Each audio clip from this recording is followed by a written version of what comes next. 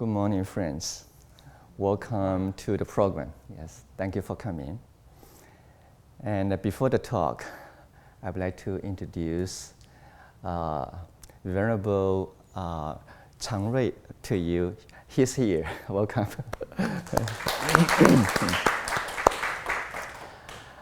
I believe some of you met him before because he was here last year. And this time he's visiting the temple for a short time. He will be leaving this afternoon, but he will be back. So after he come back again, I would like to invite him to present some talks to you. Okay, and also I wanted to use this opportunity to introduce another young friend from Hong Kong, Claudia. Yeah. Yes. Okay. Welcome.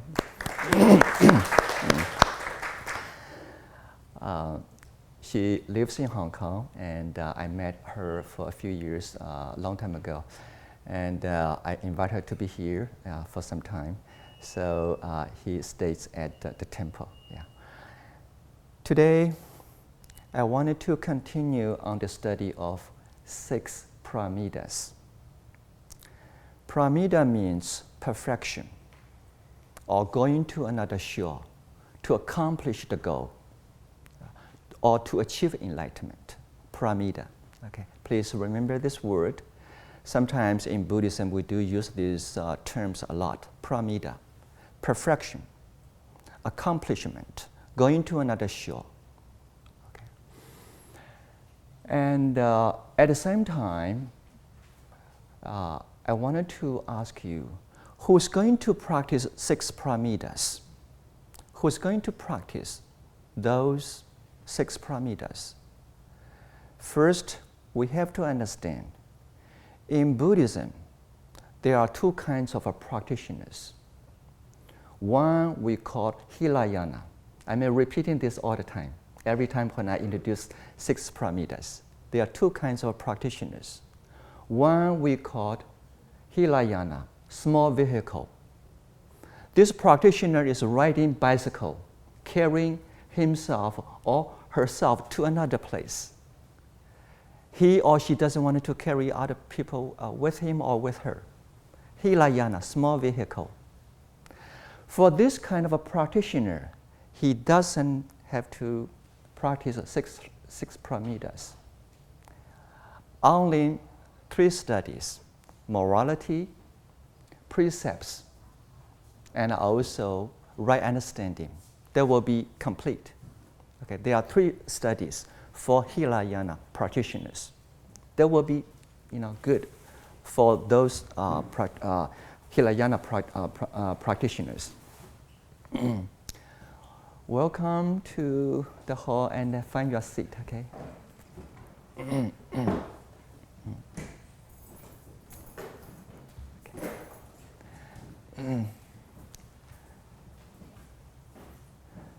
So one kind of a practitioner is Hinayana. Another kind we call Mahayana. Have you heard this word before? Mahayana. Mahayana means great vehicle, a big car, a big bus.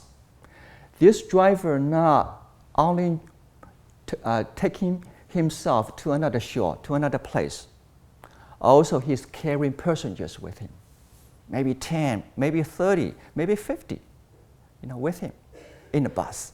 So Mahayana simply means great vehicle. When a practitioner decided to be a bodhisattva, to practice Mahayana Buddhism, then he has to practice 6 Paramitas. The first one is generosity. You have to be generous in order to invite guests, and in order to invite friends to be with you and help others. If you are too stingy, how can you help others? Generosity. How about the second one? Following precepts. Doing good for others, doing good for yourself. Also, at the same time, doing some good deeds for others. How about the third one? Patience. There's another word. There's forbearance. Is that right? Forbearance is another word we have to learn for this third paramita, forbearance. Forbearance means you are able to deal with difficulties of human beings or environment, not just simply patience. I think I learned this word, and it's very useful. Thank you, Lynn. Yeah. How about the fourth one? Diligence. You have to be diligent. A lazy person cannot, do anything. Even you are learning a lot of skills, but you don't have diligence. How can you, use those skills?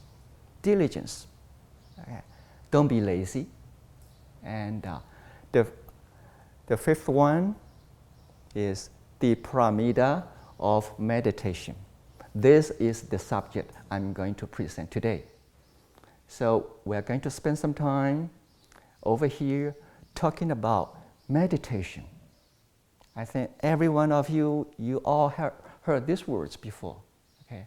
So let's discuss this subject. What is the Buddhist meditation? Why we need to practice meditation? Okay. I think every one of us, we all wanted to be happy. We all wanted to be happy. Nobody wants to be miserable, having difficulties, having all kinds of sufferings around you. We wanted to be happy. It doesn't matter you're living in Asia or America. All mankind, we all wanted to be happy. Yeah. And sometimes we feel that because we wanted to be happy, we are trying to find solutions how to be happy. Oh, if I can earn more money, I will be happy. If I can marry this young lady, I will be happy. If I can have a good vacation to go to some place, I will be happy. I think according to your own experiences, when you get married, when you earn more money, when you going on vacations, are you really happy? I'm sorry.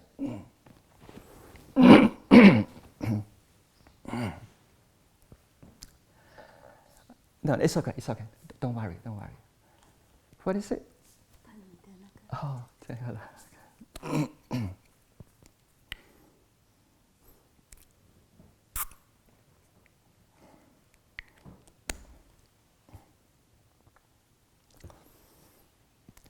perhaps some of us, even including myself, when I say I'm taking a vacation to go to Hong Kong, China, or Myanmar, if I going to overseas, visiting different places, sometimes you check on yourself, are you really happy to enjoy the trip? If a person say, I do enjoy my trip, that means this person does have a good manner on the trip. Without good attitude, good manner, good friendship, even you are on a vacation, you are not happy all the time. Some good friends, they were good friends, but after a vacation, they're against each other. Because they live in one room, they see each other all the time.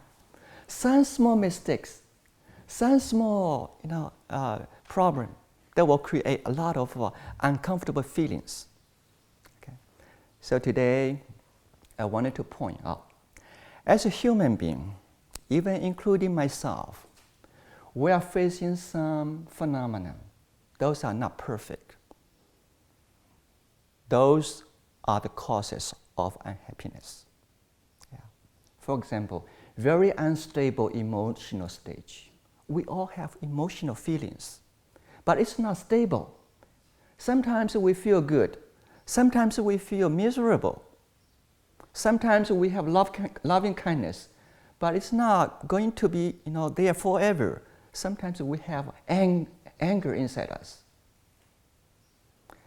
Because of emotional unstable feelings, then we have a wrong thinking.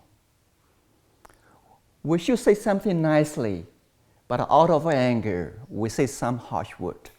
Your mind making yourself doing something is not right. It's not comfortable for others, also for yourself. Finally, it caused some action. I wanted to do something.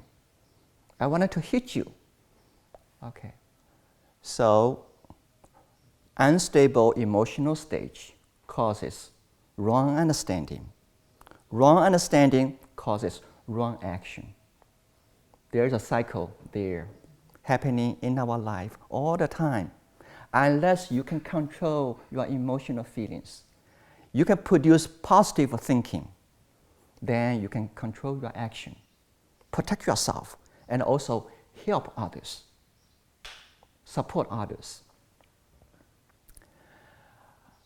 I remember a few years ago, I was visiting Hong Kong, and one day I read a news from the newspaper.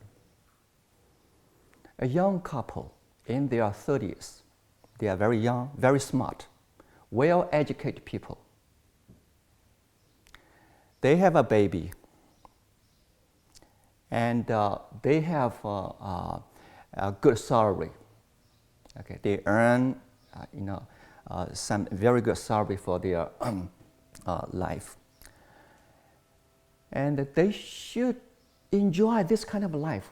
They are very young, highly educated people, having a baby, wonderful family, and they should enjoy their life.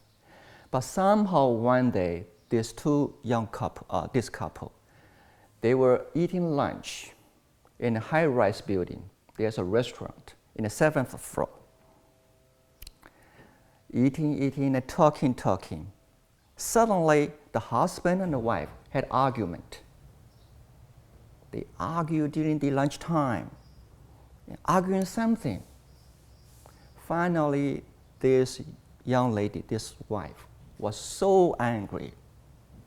She said, "I'm going to die to show my anger." So suddenly, he stood up. She stood up and pushed the cart, the trolley, what do you call it? For the baby, stroller. Forcefully tore the window, broke the window, jumped from 7th floor to the street. She killed herself right away. Fortunately, the baby was okay after treatment. There was the true story happened a few years ago in Hong Kong. And after I heard this news, I was so concerned about people's anger. Why? When you have anger, you don't want it to think clearly. Even you wanted to kill yourself. What's going wrong? Okay, this is an emotional unstable phenomenon. Another story is point out, even we are highly educated, but we don't see the facts clearly. We don't understand everything. So we have to be careful. It doesn't mean you graduate from college, university, you earn your degrees, you are PhD, you will be fine. Even PhDs, they are not fine. About 20 years ago, one psychiatrist, she heard a story from another place. She told me that there were two scientists in Colorado. They are good friends. One of the scientists, he told a friend, "I wanted to go to Houston to visit a fortune teller." She's in Houston. Yeah. She's a very well-known fortune teller in Houston. And Mr. A said he wants to visit this fortune teller. Mr. B said, "You are so superstitious. You are scientists. Why you are going to Houston and visit this fortune teller?" So at first he was criticizing the friend's decision, but somehow after they were talking, Mr. B was curious. As a scientist, I wanted to study this fortune teller. So let me go with you. Let's go to Houston. So both of them, they bought air ticket, flew to Houston, and found the place, and got into the house. This lady, the fortune teller, after they entered the house, she was watching Mr. B for some time because he's new to her. Mr. A was familiar. She watched Mr. B for some time. Then she said this word, "Mister, you are going to live for 5 years. You are going to live for only 5 years. You are going to live only for 5 years. If he's 40 years old, that means when you reach 45, you're going to die." Okay. How about yourself? When you hear this kind of a saying, how are you going to deal with this kind of words? After this lady told Mr. B how long he's going to live, at first he said, "I don't believe in you."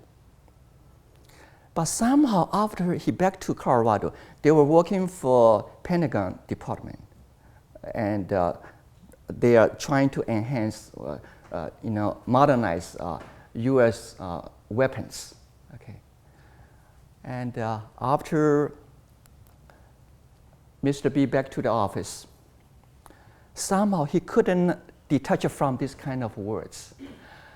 She said, "I'm going to live for only 5 years." At first, he was trying to convince himself, "No, I don't believe in this." But somehow deep in his heart, he started to have fears, a little by little.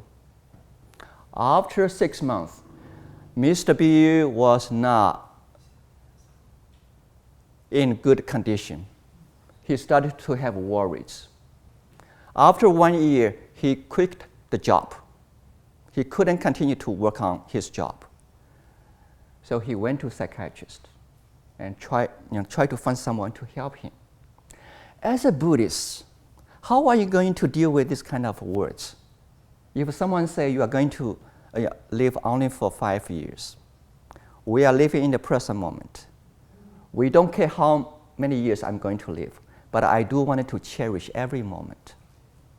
Don't worry about how long we are going to live.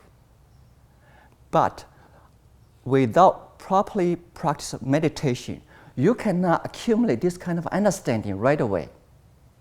You have to plant the seeds in your heart, in your mind, and hold on yourself. Hold on right understanding. Don't be disturbed by certain kind of words, superstitious saying. Even it's true, you don't have to worry. In Buddhism, we say, as long as I accumulate good conditions, right conditions, merits, I will be fine. Yeah. And everything is changeable. Okay. All right. These are two stories. I want you to, understand there are some phenomena around the world, and so use those two stories to help yourself to analyze what we wanted to do. Okay, today the next step is why we meditate. Simply say, meditation is a way to manage your emotional feelings. Meditation is a way to cultivate your wisdom, to increase your right understanding. There are two purposes for meditation. One, stabilize emotional feelings, balance your feelings, okay, correct your feelings. Without meditation, our emotional feelings is without eyes. It just pops up. When you feel anger, there's something in your body. It's just going to brood But meditation can help, can ease those kind of tensions. Meditation is a way to manage your feelings. Also, meditation is a way to clear our mind and increase our right understanding. Understanding what is wrong, what is right. Okay. In English, we always use meditation. What is the definition of meditation? Sometimes it's not clear. So today, let me ask you that, have you heard of Zen? Okay, Zen somehow is related to meditation. Also, from Japan, even in China, sometimes we introduce a certain Buddhist school, or one Buddhist school, this is Zen school. Actually, Zen is related with meditation. The word Zen, there are meanings in it. Okay, in the West society, they copy the pronunciation from Japan. They call meditation Zen. Okay. But Japanese, actually, they copy Chinese long time ago, from Tang Dynasty. They copy the Chinese word of Chan. Okay. And also about 2,000 years ago, Chinese Buddhists copy the Indian ancient word, okay, jhana. And also in Sanskrit, it pronounced dhyana, but in Pali, it pronounced jhana. So in ancient translation, in Chinese, actually, there are two words for meditation, Chano, jhana.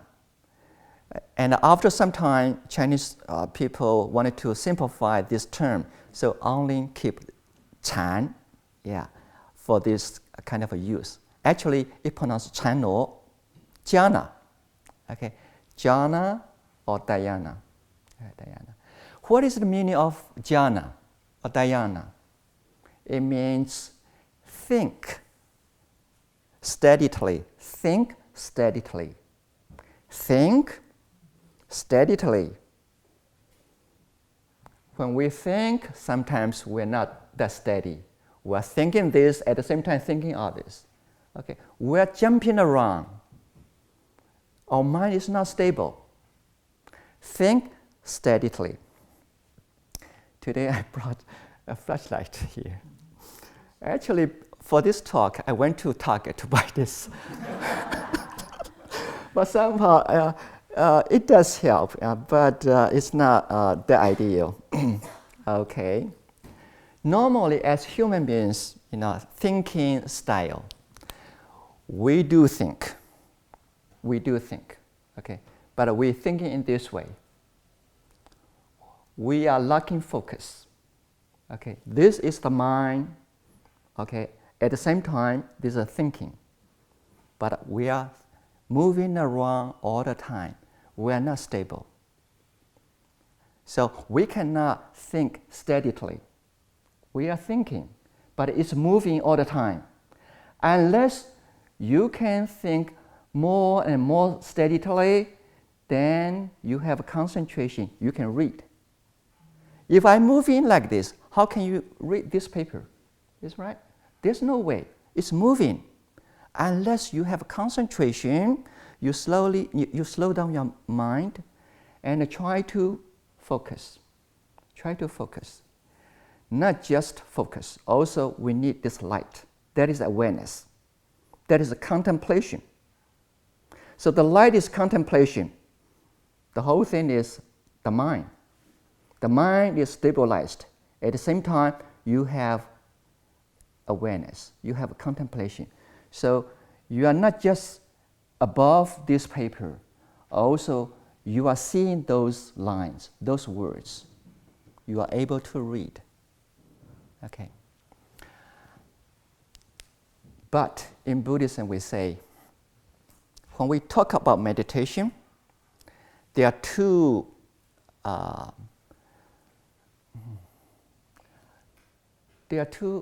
qualities. Okay. There are two important elements. One is samadhi. In English, we say concentration, samadhi. Samadhi means concentrate. Another one is contemplation. Contemplation. So 2C. One is concentration. Another one is contemplation. Okay. When I put this flashlight on the top, it's not moving anymore. That is concentration. But if there's no light, that means there's no contemplation. I have to have lights at the same time. You have concentration, you concentrate in this area. At the same time, there are lights. There is contemplation. Okay. There are 8 levels of samadhi, 8 levels of concentration. 8 levels. 1, 2, 3, 4, 5, 6, 7. 8 levels of samadhis. 8 levels of samadhi, 8 levels of concentration. But in Buddhism, we say there are only 4 levels we can call jhana. The first level to the 4th level. The first level, second level, third level, 4th level. These are jhana. Above the 4th level, we don't call this jhana. Above the 4th, from the 5th, less contemplation. That means when you go to deep concentration, you are losing the lights slowly, a little by little. You are able to concentrate. But after the 4th level, you are losing contemplation a little by little, a little by little. After you reach the 8th level, no more lights, no more contemplation. So we do encourage people to increase their samadhi, concentration. But we don't ask people to go to deep concentration, because deep concentration, no more lights. Can you all understand, follow my thought? Okay. All right. Okay. So today, we have to stabilize our mind, be able to concentrate. At the same time, we wanted to have a contemplation, observation, to see everything. Okay. And we don't want to only focus on the concentration without contemplation. This is deep concentration, but without contemplation. You are not going to read the paper anymore. Okay. There's no way to increase right understanding. That is the problem. Okay. 8 levels of samadhi, but the first to 4th we call jhana. Beyond that, we don't call jhana. We only call them samadhi. In Buddhist meditation practice, we encourage people to reach those 4 levels of jhana. We don't encourage people to reach deep concentration. Okay, that's the message I wanted to pass for today. Let me turn the lights off, okay? But do not turn off your contemplation. Okay. Okay. How can we increase our samadhi? How can we increase our samadhi? Right now, I wanted to introduce some actual skills, the way we can practice in daily life. There are 3 words I wanted to introduce to you. If you wanted to practice meditation, first, you wanted to use your energy to increase your samadhi, your concentration. There are 3 words. The first word is stop. Stop. Be able to stop. That is so important. Recently, whenever I see stop signs Oh, I'm in meditation. Do you know that it doesn't matter how good is your car? If you cannot stop your car, that's dangerous.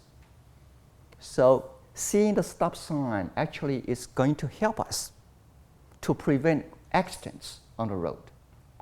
Be able to stop is a very important skill. Be able to stop. That means whenever you have a chance, any opportunity, you can stop thinking on so many thoughts. Simply spend 1 minute. Stop your mind on your nostril. Stop thinking on all kinds of thoughts. And use 1 minute to observe your nostril, knowing you are breathing in and breathe out. That is stop. If you have time, then you can use more minutes.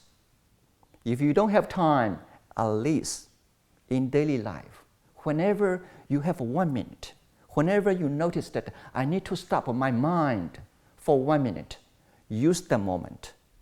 Stop all kinds of thinking. Even those are good thinking, but you think too much. You are thinking too long. You need to stop. Be able to take care of yourself. You should not say, I'm driving 70 miles per hour. I cannot stop. You still have to be able to stop. Okay, that's important. Be able to stop. The second word is pull. Pull your mind back to yourself. When you stop, even for 1 minute, it doesn't mean you can maintain your mind on your breath for 1 minute. Within this 1 minute, another skill is continually pull your mind back. Continually pull your mind back. That is important. Be patient to yourself. You don't want to jump, to the high level within, a short time. You have to use your energy. Be diligent. Be able to pull yourself. In Zen school, some Zen masters, and there was a story. A monk asked another master, Master, what do you do in the mountain? I'm watching a cow. What did you do with the cow? I'm always trying to pull the cow back. The cow is trying to run away from me. I try to pull the cow back all the time. Every time when I see the cow is running away, I pull this cow back. Pull your mind back to yourself. Pull. Okay. Stop. Be able to pull. When you are able to pull your mind back, you are going to be your own master. You are going to be your own teacher. Without this kind of ability, you are helpless. Okay, because you cannot really manage yourself. You are not able to change yourself. Pull your mind back within this 1 minute. Okay. The third word is focus. That means you stay over here as long as possible. Be able to focus. You don't want to focus on many areas, only in one area. Every time when you meditate, you find the same place to focus. Okay, that is the third step. When you are able to sit for 10 minutes, 15 minutes, 30 minutes, 1 hour, when you feel you can sit longer, definitely your concentration is increasing every time you sit. When you have concentration, you are going to notice when you read a book, when you do some study, your mind is so powerful. You can understand the meaning faster. You can memorize the contents better. Stop, pull, and focus. These are skills for concentration, for samadhi. Okay, I wanted to simplify the skill, and if you can use those skills in daily life, they will be very helpful. You can find a space to sit for a longer time. If you don't have that kind of opportunity, even in your car, in your office, even on the road, when you walking in the park, you can use the way those skills: stop, pull, and also focus. After I introduce those skills for samadhi, for concentration, then move to the next step. How can we improve our contemplation? Okay, concentration just increase samadhi, be able to focus. Contemplation is the way to observe, to have a good awareness, increase our right understanding. Okay, and cultivate our wisdom. Okay, and there are also 3 ways that we can do. The first step, we have to learn to be in the present moment. To be in the present moment. We are all in Guanyin Hall right now. We are all here. Sometimes you ask yourself, am I still here? Am I still here? Is my mind still here? Oh, I'm seeing Venerable Hang Yi is talking. Oh, he's talking, for some time. My mind is wandering in my house, maybe somewhere. You are not in the present moment. Your mind should be where you are. Your mind should be where you are. This is a very good attitude to deal with all kinds of activities. Whenever I was in a meeting, my mind will be in the meeting. When I'm talking to you, my mind is here. I don't want to think other subjects. To be in the present moment, there is a way of focus. You use concentration. Be in the present moment. Also, clearly observe everything before you. Okay? Clearly understand what's going on in front of you. Be in the present moment. The second one that is also very important. After you have this foundation, be in the present moment, you are able to check yourself all the time. You need to select a subject for you to develop your thinking. Meditation is jhana. Jhana means think steadily. In Chinese, we say 静思维, 静静的思维. Think steadily. So contemplation is to develop your thinking, right thinking. Right understanding, right thinking. These are 2 paths in Eightfold Path. Right thinking. How can we develop our right thinking? You need to select one subject. There are a few subjects you can select. Let me select impermanence as my thinking in daily life. I wanted to select, the impermanence. Or some people can say, I always have, a kind of anger inside me. Perhaps I need to select loving kindness, the subject of loving kindness, or compassion. You can select this subject as your daily thinking. Whenever you have a time, you can develop this kind of thinking. You relate everything with your kindness, everything with your compassion. Whenever you think, you wanted to develop your loving kindness and compassion. Or you can select a subject, giving, sharing. I'm very stingy. Let me select giving and sharing as my practice, as my thinking subject. Every time when I have something I wanted to share, Daisy, do you want to have this? Okay. So this is a way of a practice. You are training yourself to be generous, to be kind, to be helpful, to be supportive to others. This is the practice of Paramitas. Or you can select the law of cause and effect, okay? The law of cause and effect. Or you can select, what do you call it? Impermanence, I did mention it before. Emptiness. Emptiness. No self, okay? And selflessness, okay? And also empathetic joy. Be happy for others. I'm happy for you because you have wonderful accomplishment. I'm happy for you. People always jealous, with friends, with someone.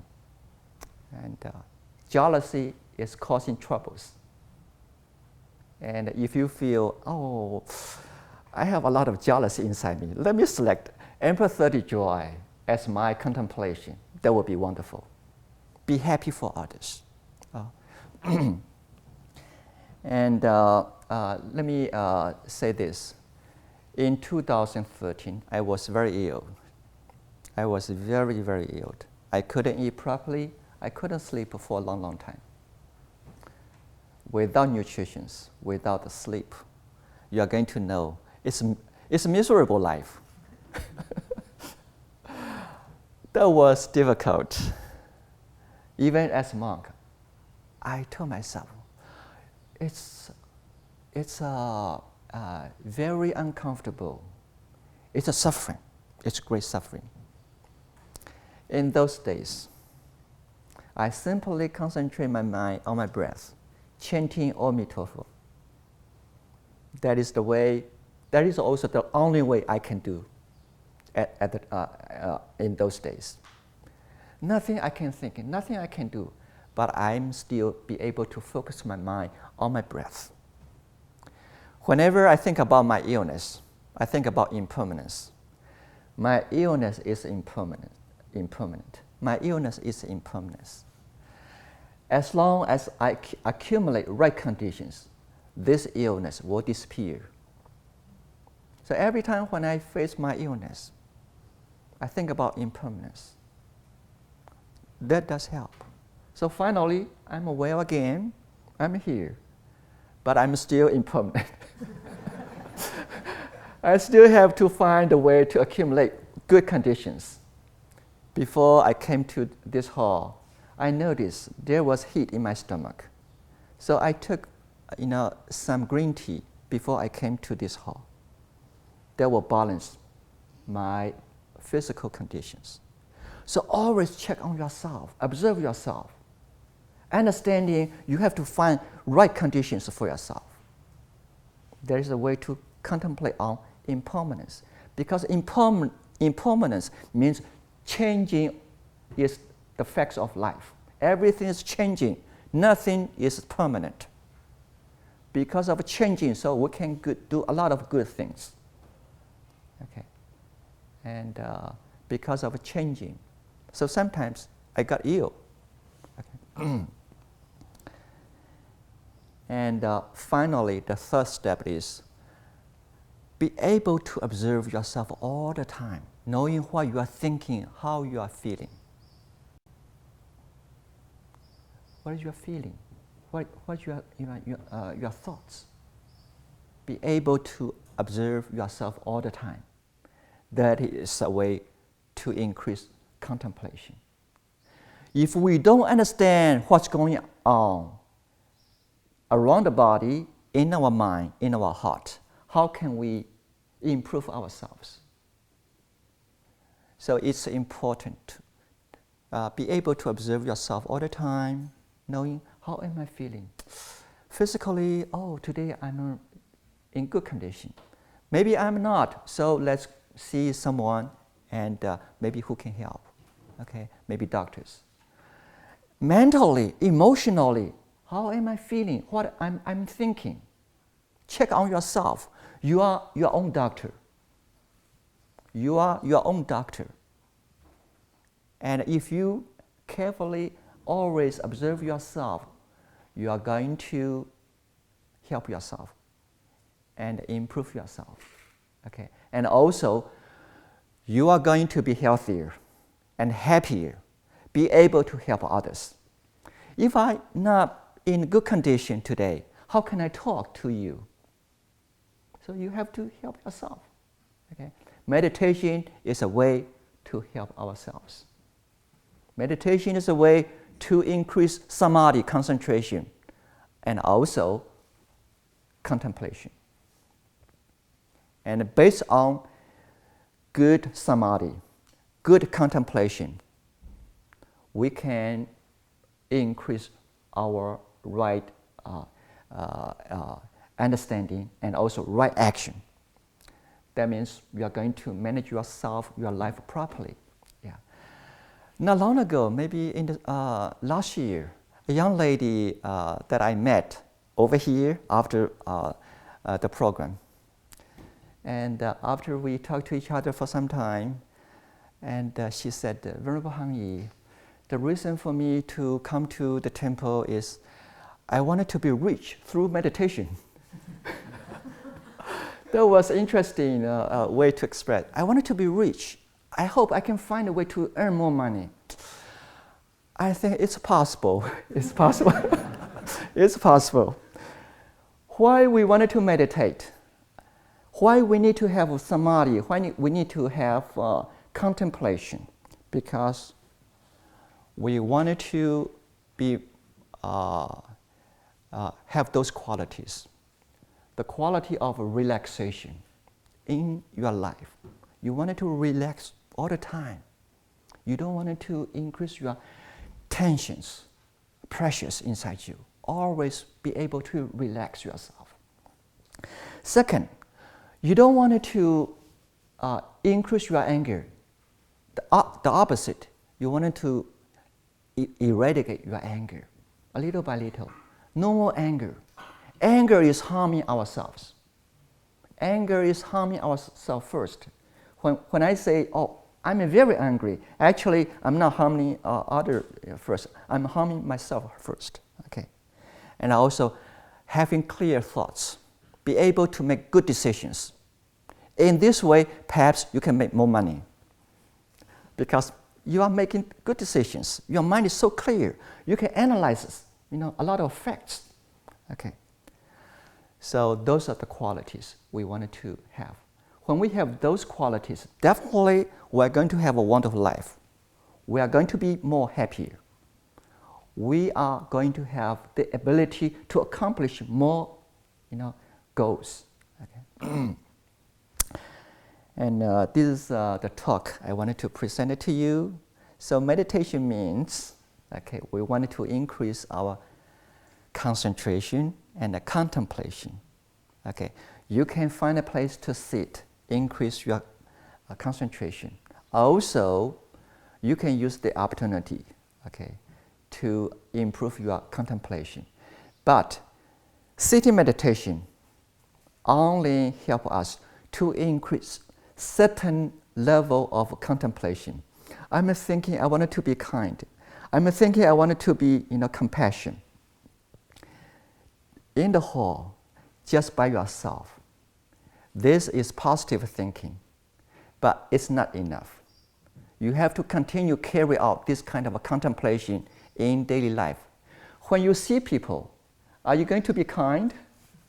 When you see people who are in difficulties, do you have compassion there to support others? That is related with facts. So meditation is not limited in the hall. Limited in certain area. Meditation is a way of life. We wanted to create a wonderful way of living to increase, our right understanding, also to enhance our happiness. Thank you for listening to me. I need to rest.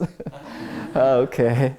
And also today, first I wanted to open the floor to you that if you have anything to ask me, please do so. And also let me save 10 minutes for Su Xian. I know that our youth group members are here. Wonderful to see you today. Diana, can you understand my talk today? Okay, you can follow the contents. Wonderful. Thank you for coming. Yes.